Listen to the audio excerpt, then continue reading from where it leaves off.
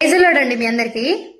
మీలో చాలా మంది చర్చికి వెళ్ళినప్పుడు పాటల సమయంలో చర్చిలో ఉంటారు, ఆరాధన సమయంలో చర్చిలో ఉంటారు, స్తుతులు చెప్పే సమయంలో చర్చిలో ఉంటారు.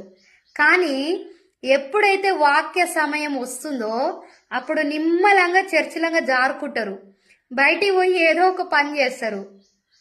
కానీ వాక్యం ఎంత ఇంపార్టెంట్ తెలుసా మనకి? వాక్యం అంటే ఏంది? ఏసయ్య మనతో మాట్లాడడం అన్నట్లే.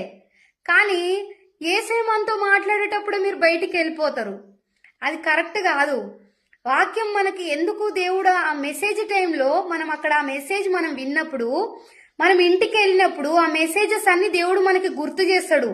ఫర్ ఎగ్జాంపుల్, మనము ఒక మెసేజ్ భయం గురించి చెప్తాడు సేవకుడు, భయం గురించి చెప్పినప్పుడు మనము అక్కడ ఆ వాక్యం అనేది వింటాం భయం గురించి.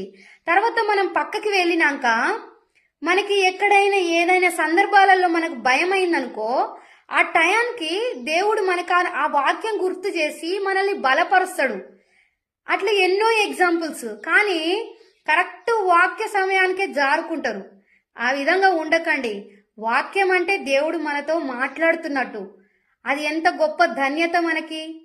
కాబట్టి ఆ విధంగా ఉండకండి. వాక్య సమయంలో చర్చిలో కూర్చొని వాక్యం వినండి. ఓకేనా? Praise lord.